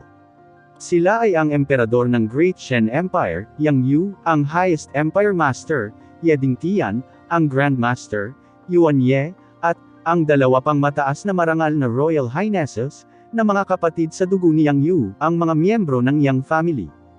Bawat isa sa kanila ay may natatanging pagkakakilanlan at naging haligi ng lakas sa Great Shen Empire. Karaniwan, bihira silang lumitaw o hindi man lang magpapakita maliban kung may malaking kaganapan. Tiyak na hindi inaasahan ni Dong Fangyu na ang kanyang tagumpay ay mapupunta silang lima dito. Kaya paanong hindi siya makaramdam ng pagka-flatter dito? Mabuti, ngayon ang araw ng iyong pagdiriwang. Sobrang saya ko. Haha. Tumawa ng malakas si Yang Yu. Matagal na siyang hindi naging masaya. Natural, mayroon siyang sariling mga dahilan para matuwa. Ang paglitaw ng bawat kalahating hakbang na Immortal Venerable ay nagpahiwatig ng napakalaking pagtaas sa kabuoang lakas ng imperyo. Ang isang dalubhasa na tulad ni Dong Fangyu ay makakatagpo lamang ng pagkakataon. Ang mga na-recruit ay hindi magiging kasing husay ng mga inaruga. Si Yang Yu ay lubos na nakatitiyak tungkol sa katapatan ni Dong Fangyu sa kanya. Kamahalan, ang matandang ito ay mabilis na nakausad sa kalahating hakbang na Immortal Venerable dahil sa tulong ng isang tao, sabi ni Dong Fangyu. Ano? Ang pagsulong ni Dong Fangyu ay dahil sa tulong ng isang tao. Sino ang lalaking ito? Kung gayon, sino pa sa buong Genius Prefecture ang makakatulong kay Master Dong Fangyu na makapasok sa Venerable Realm? Hindi ko talaga mahuhulaan kung sino ang taong iyon. Ngunit naiisip ko na ang tao ay hindi karaniwan. Ang mga salita ni Dong Fangyu ay agad na nagdulot ng kaguluhan. Inakala ng lahat na matagumpay na nakamit ni Dong Fangyu ang tagumpay ngayon ay dahil sa kanyang sariling pagsisikap, ngunit sa paghusga sa tono ni Dong Fangyu, kung hindi dahil sa tulong ng isang tao, tiyak na hindi siya matagumpay na makakasulong. Oh, sino ito? Tanong ni Yang Yu. Maliwanag, ang ganoong sitwasyon ay lumampas din sa kanyang inaasahan, dahil kahit siya, ang Emperor, ay hindi makakatulong sa isang rurok na Immortal Emperor na makapasok sa kalahating hakbang na Immortal Venerable na kaharian. Kung magagawa niya ito, ang kalahating hakbang na Immortal Venerable na mga eksperto sa Great Shen Empire ay hindi lamang ang iilan. Si Jiang Chen yon. Siya ang disipulo na inirerekomenda ni King Fan na sumali sa Genius Prefecture hindi pa nagtagal. Hindi lang nakakatakot ang kanyang lakas sa pakikipaglaban, isa rin siyang sikat na alchemist. Dati, hinamon tayo ng 7th Prince of Great Cloud Empire sa pamamagitan ng pagbuo ng isang ika-8 grado na Holy Flame Emperor Peel, ngunit wala sa mga henyo sa Dan Prefecture ang nagawa iyon. Sa huli, natalo ni Jiang Chen ang 7th Prince sa pamamagitan ng matagumpay na pagbuo ng ika-10 baitang Holy Flame Emperor Peel, at nailigtas ang mukha ng ating imperyo, wika ni Dongfang Yu. Isa siyang lalaking nakaalala sa kabaitan ng iba. Sa pagkakataong ito, may utang siyang malaking pabor kay Jiang Chen at walang ideya kung paano niya maibabalik ang pabor na iyon. Sa hindi inaasahang pagkakataon, personal na nagpakita ang emperador ngayon. Gagamitin niya ang pagkakataong ito para ipakilala si Jiang Chen sa emperor. Kung ito ay makakakuha ng atensyon ng emperador, ito ay walang alinlangan na isang magandang pagkakataon para kay Jiang Chen. Naiintindihan niyang mabuti ang disposisyon ni Yang Yu. Alam niya na bukod sa pagpupuri kay Jiang Chen, bibigyan din ng emperador si Jiang Chen ng ilang aktwal na gantimpala. Nang marinig ito, napunta ang tingin ng lahat kay Jiang Chen. Ang kanilang mga mata ay nagliliyab sa paghanga, paggalang at inggit. Noon lang napagtanto ng mga tao na ang lahat ay dahil kay Jiang Chen kaya si Dongfang Yu ay maaaring sumulong sa kalahating hakbang na Immortal Venerable ng napakabilis. Kung nangyari ang insidenteng ito ng mas maaga, natatakot ito na walang maniwala. Nananatili ang katotohanan na si Jiang Chen ang tumalo sa ika-7 prinsipe at nakagawa siya ng ika-10 Holy Flame Emperor Peel. Ang bagay na ito ay halos nayanig ang buong Genius Prefecture at Emperor Palace, ngunit bilang Emperor, karaniwan ay wala siyang pakialam sa karamihan ng mga bagay. Dahil dito, hindi niya alam na nangyari ito.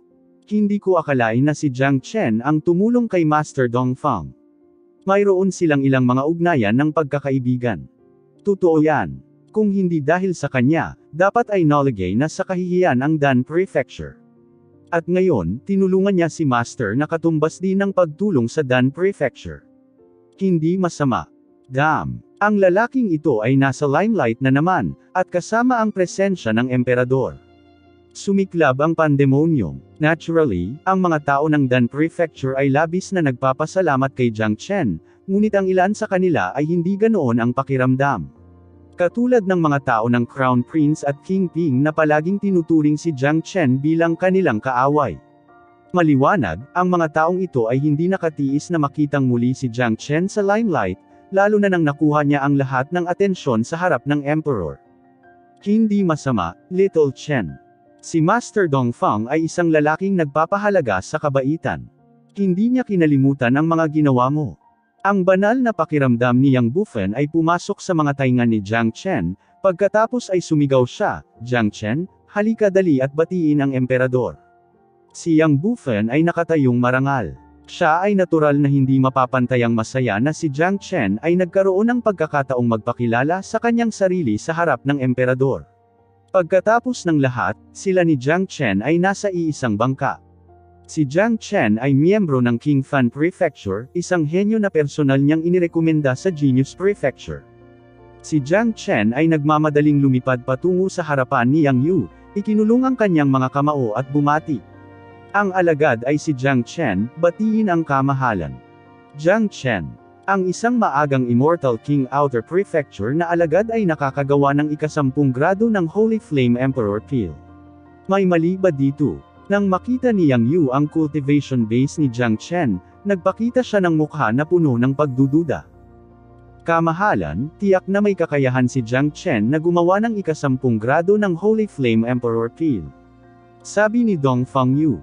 Totoo po, kamahalan. Ang kaganapan ng pagkatalo ni Jiang Chen sa ika-7 prinsipe ng dakilang imperyo ng ulap sa pamamagitan ng pagbuo ng ika-10 baitang ng Holy Flame Emperor Peel ay kumalat sa buong imperyo tulad ng isang bagyo.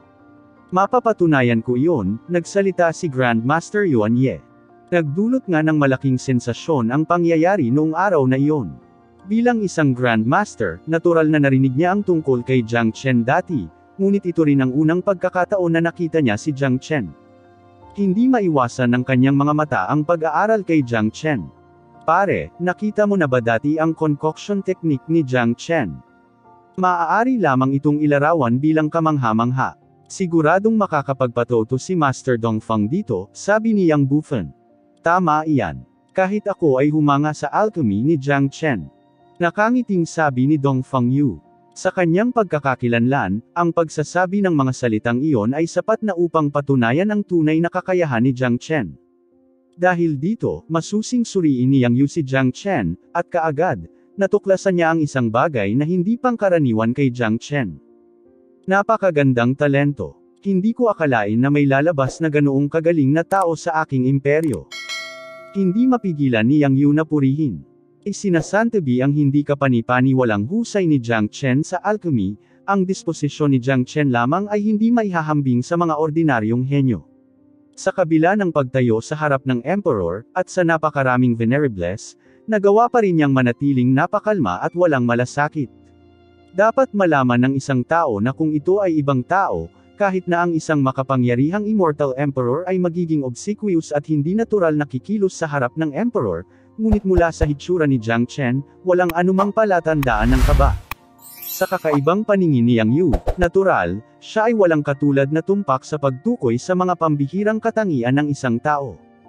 Nakakita na siya ng hindi mabilang na mga hari, prinsipe, marangal na pamilya at mga henyo, ngunit kailangan niyang aminin na walang sinuman sa mga prinsipe na iyon ang maikukumpara kay Jiang Chen, dahil kahit ang Crown Prince ay hindi kayang manatiling kalmado sa harap niya.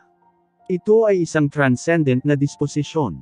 Ang isang taong may ganoong pag-iisip ay tiyak na makakamit ang magagandang bagay sa hinaharap. Kamahalan, itong Jiang Chen ay talagang hindi simple. Hindi lamang ang kanyang husay sa alchemy ay hindi kapani-paniwala, ngunit ang kanyang lakas sa pakikipaglaban ay hindi maihahambing na nakakatakot din. Minsan na niyang natalo ang kalahating hakbang na immortal na emperador na si Yang Ling noong siya ay nasa kalahating hakbang na immortal king realm. Ngayon na siya ay naging isang tunay na haring walang kamatayan, ang kanyang lakas sa pakikipaglaban ay tiyak na naging mas malakas. At saka, minsan na siyang pumasok sa Forbidden Valley at nanatili doon ng kalahating buwan, bago lumabas dito ng buhay, komento din ni Yang Zhangqing. Walang alinlangan na ito ang unang pagkakataon na ang dalawang dakilang master na ito, sina Yang Zhangqing at Dongfang Yu, ay nagpuri sa isang tao sa harap ng emperor. Dapat malaman ng isang tao na dahil sa pagmamalaki ni Yang Zhangqing at Dongfang Yu, hindi madaling makuha ng mga ordinaryong henyo ang kanilang atensyon. Ang tanging paliwanag na pinupuri nila si Jiang Chen sa paraang iyon ay si Jiang Chen ay masyadong abnormal at lumalaban sa langit. Ang emperador ay walang katulad na malinaw tungkol sa katotohanan ito. Si Dongfang Yu ay namumukod tanging magsalita para kay Jiang Chen dahil tinulungan siya ni Jiang Chen na umakyat sa kalahating hakbang na Immortal Venerable Realm, ngunit hindi inakala ni Yang Yu na si Yang Zhangqing ay mamumukod tangi din at pupurihin si Jiang Chen. Kilalang kilala niya si Yang Zhangqing. Bukod sa pagiging superior at subordinate nilang relasyon, magkaibigan din sila. Bihira niyang makitang pinupuri ni Yang Zhangqing ang isang tao sa ganoong paraan. Kahit na noong bumalik si Yang Bufan, si Yang Zhangqing ay nagpahayag lamang ng kaunting optimismo tungkol kay Yang Bufan. Sa kabila ng kalmado ni Yang Yu, hindi niya maiwasang mapabulalas. Ang pagkatalo sa isang ordinaryong kalahating hakbang na Immortal Emperor habang isa lamang kalahating hakbang na immortal na hari. Imposible ito kay Yang Yu. Kung ang mga salitang ito ay hindi nanggaling kay Yang Zhangqing, talagang hindi siya maniniwala. Ang mas ikinagulat ni Yang Yu ay nagawang makalakad ni Jiang Chen palabas ng ipinagbabawal na lambak na buhay. Alam na alam niya ang lugar na iyon. Siya rin, ay minsang pumasok sa lambak na iyon upang maghanap ng isang bagay, ngunit wala siyang nahanap sa huli. Sa lahat ng mga taon na ito, maraming mga henyo mula sa Genius Prefecture ang namatay pagkatapos na makapasok dito. Sa huli, ang lambak ay binyansagang bawal. Kaya walang alinlangan na isang himala na si Jiang Chen ay nakaalis dito ng buhay. Walang kurap na tinitigan ni Yang Yu si Jiang Chen, na parang sinusubukan niyang suriing mabuti ang binatang ito, ngunit ang ikinadismaya niya sa huli ay ang disposisyon ni Jiang Chen ay umabot sa ganoong kawalang interes na estado. Nakaharap sa kanyang matatalim na mata, si Jiang Chen ay walang nikititing na kaba. Iyon ay hindi lamang pagwawalang bahala, ngunit kumpiyansa na nagmula sa kanyang mga buto. Sa kasamaang palad, hindi nalaman ni Jiang Chen ang sikreto sa loob nito. It is already considered not bad na nakalabas siya ng buhay doon. Napabuntong hininga na sabi ni Yang Zhangqing. Ang sikreto sa lambak ay nag-aalala sa kanya. Sa kasamaang palad, wala pang nakatuklas nito. Shit. Lalong sisikat ang katanyagan ng bastos na ito. Kahit na ang Emperor ay napapansin na siya ngayon. Maging sina Master Yang Zhangqing at Master Dongfang Yu ay binibigyang pansin siya. Malapit nang umabot sa napakataas na antas ang status ng bastos na ito. Ngayon, kahit ang Emperor ay matamang nakatingin sa kanya. Ang mga mata ng lahat ay puno ng inggit at puot habang nakatingin kay Jiang Chen. Sina Yu Hao at Yang Ji ay nagngangalit ang kanilang mga ngipin, gustong sumugod at paghiwalayin si Jiang Chen. Sila ay mga half-step na Immortal Emperors, ang pinakamataas na henyo ng Outer Prefecture na may maliwanag na kinabukasan. Ngayon, lahat ng limelight ay ninakaw ni Jiang Chen. Ang lahat ng kaluwalhatian at karangalan ay nahulog kay Jiang Chen. Pangarap nilang makapagsalita sa harap ng emperador. Ang brat na ito ay kailangang maalis sa lalong madaling panahon, kung hindi, siya ay magiging isang malaking banta. Ang mga mata ng Crown Prince ay kumikinang sa puot. Nararamdaman na niya ang bakas ng krisis. Ang isang figurang tulad ni Jiang Chen ay hindi dapat pahintulutang manatiling buhay ng matagal, kung hindi, ang Crown Prince Palace ay masisira ng kanyang mga kamay. Bagamat hindi nagsasalita si Haring Ping na nasa kabilang panig, ang kanyang ekspresyon sa mukha ay nagpahayag din na ang kanyang kasalukuyang iniisip ay kapareho ng Crown Prince. Ang kapangyarihan ni Jiang Chen, ang kakayahang umunlad sa napakaikling panahon at posisyon sa Genius Prefecture ay mga palatandaan ng banta sa kanila. Mabuti, Jiang Chen, kailangan mong magtrabaho ng husto, aasahan ko ito. Umaasa ako na ikaw ay maging numero 1 henyo sa kabataang henerasyon ng Great Shen Empire. Sa pagkakataong ito, nakagawa ka ng malaking kontribusyon sa pamamagitan ng pagtulong kay Dongfang Yu. Anong klaseng reward ang gusto mo? Pinuri ni Yang Yu si Jiang Chen. Dahil sa kanyang kabayanihang personalidad, dapat niyang bigyan si Jiang Chen ng ilang mga gantimpala. Kamahalan, karangalan ng alagad na ito na natulungan ko si Master Dongfang. Hindi mangangahas na humingi ng kahit ano ang alagad. Malinaw na nagsalita si Jiang Chen. Hindi siya mapagpanggap. Noong tinulungan niya si Dongfang Yu, wala siyang ibang motibo. Kung gusto niya ng anumang benepisyo, tatanungin niya sana si Dongfang Yu. King Fan, tulungan si Jiang Chen na humingi ng higit pang Immortal Metastones. Ubus na ang Immortal Metastones ng bastard na ito. Sa oras na ito, ang boses ni Big Yellow ay umalangaw sa mga tainga ni Yang Buffen. Ang kasalukuyang sandali ay talagang isang magandang pagkakataon na hindi maaaring palampasin ni Jiang Chen. Nakaramdam ng awkward si Jiang Chen na hilingin ito, ngunit alam ni Big Yellow kung ano ang apurahang kailangan ni Jiang Chen ngayon. Ang kulang kay Jiang Chen ngayon ay ang Immortal Metastones, High-Grade Immortal Metastones. Nilinang ni Jiang Chen ang kasanayan sa pagbabagong anyo ng dragon. Sa bawat pagsulong kakailanganin niya ng malaking halaga ng Immortal Metastones. Ito ay parang isang napakalalim na butas na hindi mapunan. Sa ngayon, wala na masyadong Immortal Metastones sa Jiang Chen. Ang bilang ay hindi sapat para suportahan ang kanyang pagsulong sa Intermediate Immortal King Realm. Dahil ang Emperor ay nagtatanong kay Jiang Chen tungkol sa kung anong uri ng pabuya ang ibibigay, bakit siya dapat maging magalang tungkol dito. Nang bumagsak ang tono ni Jiang Chen, naikuyong ni Yang Buffen ang kanyang mga kamao at sinabing, Ama, kahit na walang gusto si Jiang Chen na gantimpala para sa pagtulong kay Master Dongfang, ang kanyang gawa ay talagang isang karapat-dapat na kontribusyon, pagtulong sa ating dakilang Chen Empire na magsilang ng isang makapangyarihang kalahating hakbang. Kagalang-galang na dalubhasa, kung hindi kami magbibigay ng ilang gantimpala, ito ay bahagyang hindi makatwiran. Narinig ko na si Jiang Chen ay naglilinang ng ilang uri ng espesyal na paglilinang. Sa bawat pagsulong kakailanganin niyang kumonsumo ng malaking halaga ng Immortal Metastones. Bakit hindi nalang gantimpalaan si Jiang Chen ng ilang Immortal Metastones? Para hindi ipakita na kuripot ang Yang family natin. Dahil sa katalinuhan ni Yang Buffen, alam niya kung ano ang gagawin pagkatapos ng agarang paalala ni Big Yellow. Makatwiran ang sinabi niya. Ito ay magpapasaya kay Yang Yu at makakatulong kay Jiang Chen na makuha ang Immortal Metastones. Nang marinig ito, tumawa si Yang Yu, pagkatapos ay nagsalita ng malakas. Si Jiang Chen ay talagang gumawa ng malaking kontribusyon. Dapat siyang gantimpalaan. Dahil gusto ni Jiang Chen ng Immortal Metastones, gagantimpalaan siya ng 1,000,000 Emperor-grade Immortal Metastones. Nang lumabas ang dami sa bibig ni Yang Yu, agad itong nagdulot ng kaguluhan. Maging si Jiang Chen mismo ay nanlaki ang kanyang mga mata, halatang natigilan. Maliwanag, hindi niya akalain na magiging napakabigay ni Yang Yu. Diyos ko! Tiyak na bukas palad ang emperador. Ito ay 1,000,000 at ito ay ang Emperor-grade Immortal Metastones. Iyan ay isang napakalaking at hindi maisip na kapalaran. Napakagandang halaga niyan. Ang swerte talaga ng bastos na yun sa pagkakataong ito. Ang 1,000,000 Emperor-grade Immortal Metastones ay hindi itinuring na anuman. Higit sa lahat, sinisimula ng emperador na seryosohin si Jiang Chen. Ito ang pinakamalaking swerte ni Jiang Chen. Hindi mabilang na padamdam ang sumabog. Ang 1,000,000 Emperor-grade Immortal Metastones ay napakalaking kayamanan kahit sa isang makapangyarihang Immortal Emperor. Ito ay isang bagay na maaari lamang nilang pangarapin. Si Jiang Chen, na isa lamang na unang Immortal King, ay nakakuha ng 1,000,000 ng kayamanan.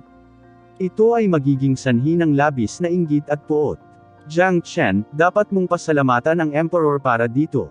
Tinulak ni Yang Bufen si Jiang Chen gamit ang kanyang kamay. Salamat sa kabaitan at pagkabukas palad ng Emperor. Mabilis na ikinuyom ni Jiang Chen ang kanyang mga kamao at ipinahayag ang kanyang pasasalamat. Masyadong mahalaga sa kanya ang 1,000,000 halaga ng kapalaran at napapanahon ito.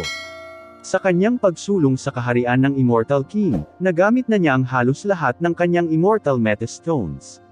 Sa una, ang pagkuha ng Immortal Metastones ang kanyang susunod na layunin, ngunit sa 1,000,000 na ito, agad na nalutas ang problema. Ang 1,000,000 Emperor-grade Immortal Metastones ay sapat na para sa kanya upang linangin hanggang sa Immortal Emperor Realm. Sige, Bufen, Jiang Chen, makakaalis na kayong lahat. Zhang Qing, Dongfang Yu, sundan mo ako dahil may mga bagay akong dapat pag-usapan sa inyong dalawa, sabi ni Yang Yu. Sa pag-indayog, lumipad siya patungo sa pinakamataas na tore ng Genius Prefecture. Sumunod ang Highest Empire Master, Ye Dingtian, at Grand Master Yuan Ye at ang dalawang Royal Highnesses. Nagpalitan ng tingin sina Yang Zhang Qing at Dongfang Yu bago nagmamadaling sumunod sa kanila.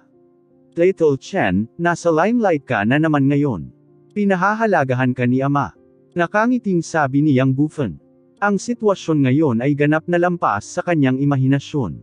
Hindi niya akalain na ang pagsulong ni Dongfang Yu ay may kaugnayan kay Jiang Chen. Bagamat swerte ang nasasangkot sa bagay na ito, karamihan sa mga ito ay dahil sa pagsisikap ni Jiang Chen. Gusto ko pa ring pasalamatan si King Fan sa pagtulong sa akin na makuha ang 1,000,000 Emperor-grade Immortal Metastones. Tumawa si Jiang Chen. Totoo ang sinabi niya. Pagkatapos ng lahat, hindi niya gustong gamitin si Dongfang Yu bilang dahilan para makakuha ng Immortal Metastones. Ito ay pinakaangkop na hiningi ito ni Yang Bufen sa ngalan niya. Dahil dito, si Yang Bufen ay nagbigay sa kanya ng malaking tulong. Hindi ko rin alam na kailangan mo ng Immortal Metastones. Si Big Yellow ang nagpaalala sa akin sa mahalagang sandali, sabi ni Yang Bufen. Tumango si Jiang Chen. Si Big Yellow ang pinakakilala sa kanya. Siya at si Big Yellow ay parang tunay na magkapatid. Ang tacit understanding sa pagitan nila ay umabot na sa punto ng pagiging perpekto. Alam ni Big Yellow kung ano ang pinakakailangan niya halos sa lahat ng oras. Hindi magandang bagay na magkaroon ng masyadong maraming spotlight. Bagamat marami ang 1,000,000 Emperor-grade Immortal Metastones, kailangan mong magkaroon ng buhay para gugulin ang mga ito. Isang malamig na ungol ang tumunog mula sa kung saan. Hindi estranghero ang nagsalita, siya talaga ang Crown Prince. Hindi man lang niya sinubukang itago ang kanyang galit kina Yang Bufen at Jiang Chen. Kung may pagkakataon, hindi siya magdadalawang isip na alisin si Jiang Chen. Hindi ito isang bagay na dapat ipag-alala ng Crown Prince. Malamig na sagot ni Jiang Chen. Wala siyang magandang nararamdaman tungkol sa Crown Prince. Alam niya na ang Crown Prince ay nag-aalaga ng balak na patayin siya. Kaya, walang politeness sa pagitan ng kanilang mga pag-uusap. Gusto siyang patayin ng Crown Prince, ngunit hindi yun madaling gawain. Malamig na sumangot ang Crown Prince, saka tumalikod at umalis. Sinulyapan lang ni King Ping sina Jiang Chen at Yang Bufan nang hindi nagsasalita at umalis, ngunit ang kanyang hangarin sa pagpatay ay naramdaman ni Jiang Chen. Mas nakakatakot si King Ping kumpara sa Crown Prince. Sa pagtingin sa likod ni Haring Ping, malinaw na sinabi ni Jiang Chen. Ang isang banayad na lalaki ay palaging ang pinakamahirap na pakitunguhan. Walang alinlangan, talagang nakakatakot si Haring Ping. Para sa Crown Prince, hindi siya kailanman itinuring ni Jiang Chen bilang isang tunay na dalubhasa.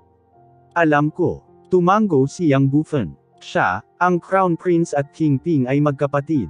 Walang mas nakakaintindi sa dalawa kaysa sa kanya. Bagamat mabangis ang Crown Prince, siya ay isang prangka na tao. Lahat ng ginawa niya ay halata at direkta. Kung ikukumpara iyon sa katusuhan at kabaitan ni Haring Ping, ang Crown Prince ay mas madaling pakitunguhan. Sa loob ng tuktok ng tore ng Genius Prefecture, si Yang Yu ay nakaupo sa trono habang ang iba ay nakatayo sa kanyang kaliwa at kanan. Si Yang Zhangqing at Dong Fangyu ay seryosong nakatingin kay Yang Yu. Ngayon lang, sinabi ni Yang Yu na may mga bagay siyang dapat pag-usapan sa kanila. May katiyakan, ang mga bagay na tatalakayin ay hindi magiging anumang bagay na walang kabuluhan, kung hindi ay hindi sana personal na pumunta rito si Yang Yu. Ang Golden Horizon ay malapit nang magbubukas muli, sabi ni Yang Yu. Sa pagsasalita tungkol sa Golden Horizon, bahagyang nagbago ang ekspresyon ng mukha ng lahat. Iyon ay isang tunay na lugar ng pagpatay na umiral mula pa noong sinaunang panahon. Ang bawat pagbubukas ay isang pangunahing kaganapan. Ito ay hindi lamang isang pangunahing kaganapan sa Eastern Profound Domain, kundi pati na rin ang buong Ethereal Immortal Domain. Ang pagbubukas ay kinokontrol ng Immortal Court sa bawat pagkakataon. Ang Golden Horizon ay nagbubukas isang beses bawat 5 taon. Mabilis talaga lumipas ang oras. Iniisip ko kung ano ang magiging kakaiba sa pagkakataong ito, komento ni Yang Zhangqing. Tulad ng dati, ang kota ng mga tao ay itinakda ng Immortal Court. Ang ating imperyo ay may karapatan sa 100 tao. Ito ang Identity Brocade Bags. Pumili ng 100 tao mula sa Genius Prefecture. Ang Golden Horizon ay bubuksan makalipas ang 7 araw. At huwag kalimutang ipaliwanag sa kanila ang tungkol sa mga panganib at impormasyon ng lugar na yon. Inilabas ni Yang Yu ang isang special na singsing. Ang berdeng singsing ay naanod sa kamay ni Yang Zhangqing. Isa itong storage ring na naglalaman ng 100 identity brocade bags. Sila ang bilang ng mga kota na pinahihintulutan ng Immortal Court para makapasok sa Golden Horizon. Tiyakin ka kamahalan, maingat akong pipili, mataimtim na sabi ni Yang Zhangqing. Mas alam niya kaysa sino man ang kahalagahan ng pagpasok sa Golden Horizon. Mas alam niya kung anong klaseng lugar ang Golden Horizon. Noong nakaraan, naroon din siya at nakaranas ng mga sitwasyon sa buhay at kamatayan. Upang ilagay ito sa ibang paraan, sinumang makakalabas sa Golden Horizon ay hindi magiging mababa. Kayo ni Dong Fangyu ay nakapunta na sa Golden Horizon noon at alam na alam ang sitwasyon sa loob. Kaya hindi ko na kailangang ipaliwanag pa. Magpatuloy sa iyong gawain. Tukuyin ang 100 tao na pupunta sa Golden Horizon. Tandaan, ito ay depende sa kagustuhan ng isang tao at hindi ito maaaring pilitin. Dapat mong ipaliwanag ng malinaw ang tungkol sa mga bagay sa loob ng Golden Horizon, utos ni Yang Yu ng may diin. Ang Golden Horizon ay magbubukas lamang ng 1 beses bawat 5 taon. Sa bawat pagkakataon, ang pagbubukas nito ay isang malaking kaganapan sa Immortal World. Hindi lamang ang Great Shen Empire kundi pati na rin ang maraming malalaking kapangyarihan, nagbigay sila ng walang katulad na kahalagahan sa kaganapang ito. Naiintindihan ko, sagot ni Yang Zhangqing. Pagkatapos, si Yang Yu at ang iba pang 4 na eksperto ay naglaho ng walang bakas, na parang hindi sila nagpakita. Ang Golden Horizon ay bubuksan muli. Sa pagkakataong ito, walang nakakaalam kung gaano karaming tao ang mahuhulog sa ekspedisyong ito. Pagkaalis nilang 5, bamantong hininga si Yang Zhangqing kay Dong Fangyu. Hindi pa rin niya makalimutan ang eksenang magkasama silang pumasok sa Golden Horizon. Ang Immortal World ay palaging tumatakbo sa ganitong paraan. Ito ay palaging batas ng gubat. Upang mabuhay at maging isang tunay na dalubhasa, Ang isa ay kailangang tumapak sa mga bundok ng mga buto. May babagsak at may babangon. Iba ang iniisip ko kaysa sa iyo. Para sa mga henyo na iyon, ang buhay at kamatayan ay isang bagay lamang ng swerte at kalikasan. Hindi pwedeng pilitin. Umaasa ako na ang ilan sa mga henyo ng ating Genius Prefecture ay maaaring sumikat o makakuha ng atensyon ng Immortal Court pagkatapos ng ekspedisyon sa Golden Horizon. Nag-iba-iba ang chi ni Dongfang Yu. Ito ang batas ng kaligtasan. Matagal na niyang naiintindihan na hindi madaling gawain ang mabuhay sa Immortal World. Ang bawat isa sa mga nasa kapangyarihan ay nakaranas ng hindi mabilang na mga pagpatay, maraming krisis at hindi mabilang na sitwasyon sa buhay at kamatayan. Sa bawat pagkakataon, nakakalusot sila. Wala sa kanila ang nakamit ang kanilang layunin sa isang pagtatangka. Nagkaroon ng swerte, kakayahan at talento. Wala sa alinman sa mga ito ang dapat na kulang. Ang Golden Horizon ay kung saan masusubok ang mga bagay na ito. Tama ka. Gaano karaming mga disipulo ang maaari mong piliin sa kaganapang ito? Tanong ni Yang Zhangqing. 10, pwede mo akong bigyan ng 10 identity brocade bags. Dalhin ang iba sa kanila sa inner and outer sect, sagot ni Dongfang Yu pagkatapos mag-isip ng ilang sandali. Sige. Naglabas si Yang Zhangqing ng 10 identity brocade bag at inilagay ito sa mga kamay ni Dongfang Yu. Kinuha sila ni Dongfang Yu at lumipad patungo sa Dan Prefecture. Katulad nito, ito ay isa pang lunar night. Malalim na ang gabi, ngunit si Jiang Chen at Big Yellow ay nagkukulitan pa rin. Lumabas si Dongfang Yu at pumunta sa patio ni Jiang Chen. Ang kamay niya ay may hawak na 10 identity brocade bag. Ang unang taong naisip niya ay si Jiang Chen. Kumbaga, maaari niyang tipunin ang 10 disipulong pinili niya at sabihin sa kanila ang tungkol sa Golden Horizon ng sabay-sabay upang makapagtanong sila sa tiyak na sandali. Gayunpaman, siya mismo ang dumating upang hanapin si Jiang Chen. Ipinakita nito kung gaano siya kahalaga kay Jiang Chen. Guro, nang makita si Dongfang Yu, mabilis na bumati si Jiang Chen, bagamat medyo nagdududa siya sa pagbisita ni Dongfang Yu. Bagamat ang Holy Flame Emperor Peel ay talagang nakatulong ng malaki kay Dongfang Yu, si Jiang Chen ay nakakuha din ng magandang reward mula sa Emperor.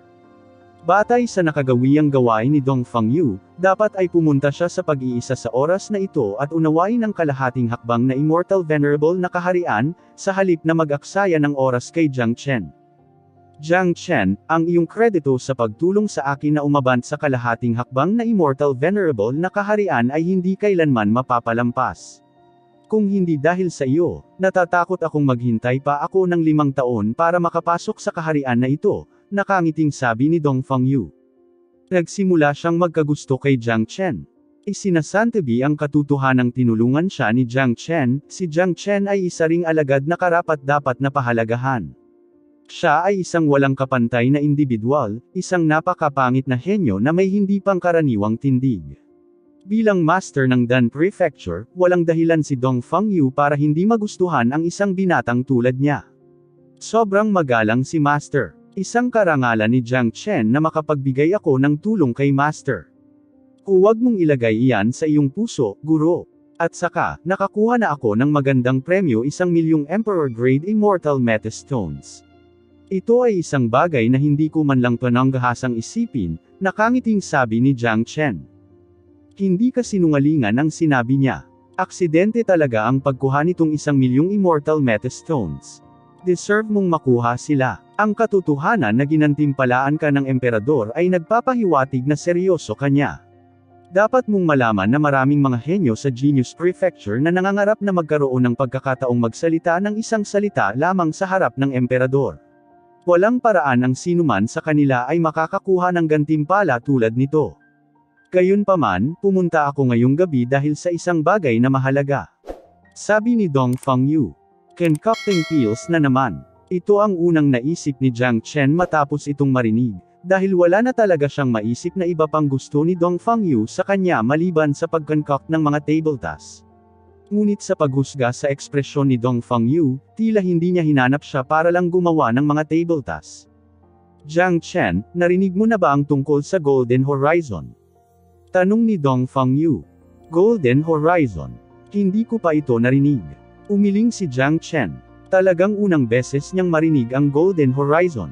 Walang alinlangan, kakaunti pa rin ang pagkakaintindi niya tungkol sa Immortal World. Kung tutuusin, ascendant siya at hindi pa siya nakakapunta dito, lalo na sa isang malaking lugar tulad ng Eastern Profound Domain.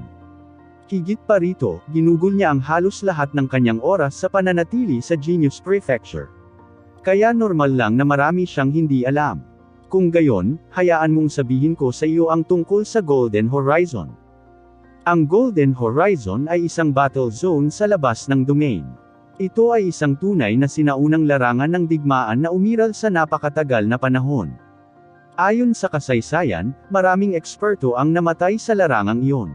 Kasama sa mga ekspertong iyon ang hindi mabilang na mga Immortal Emperors, Immortal Venerables at maging ang maalamat na Great Sovereigns noong nakaraang panahon. Kaya lang walang nakakaalam kung totoo ito o hindi. Huminto sandali si Dong Fangyu, pagkatapos ay nagpatuloy, matagal na panahon na ang nakalipas, mayroong isang Golden Clan na naninirahan sa Golden Horizon.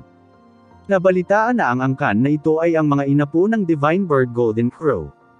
Ang kanilang mga katawan ay umaagos ng dugo ng Golden Crow. Ngunit sa hindi malamang dahilan, ang Golden Horizon ay ginawang battle zone, at dahil dito, tinawag itong Golden Horizon kung saan hindi mabilang na mga eksperto ang nahulog.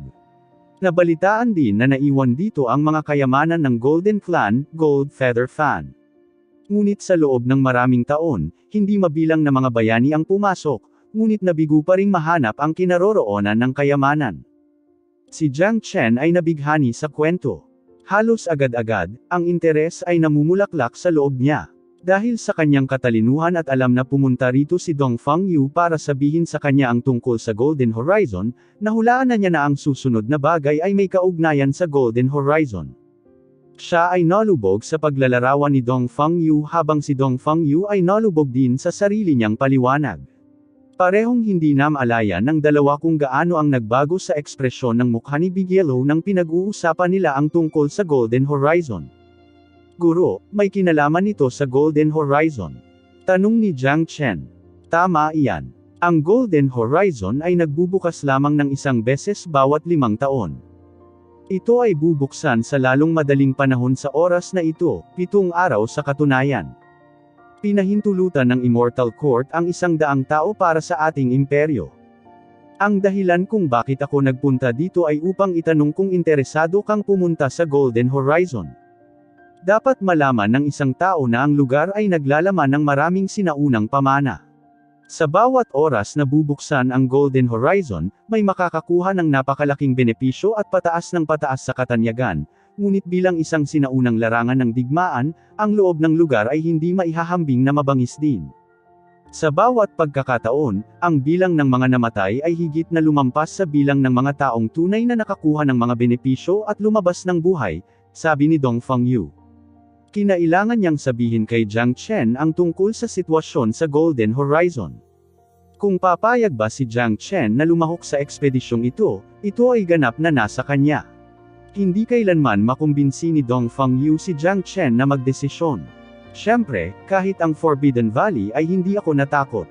Kaya ano ang malaking bagay tungkol sa Golden Horizon na ito? Nanginginig ang chi ni Jiang Chen. Siya ay sumang-ayon na participate sa ekspedisyon nang walang karagdagang pagsasaalang-alang.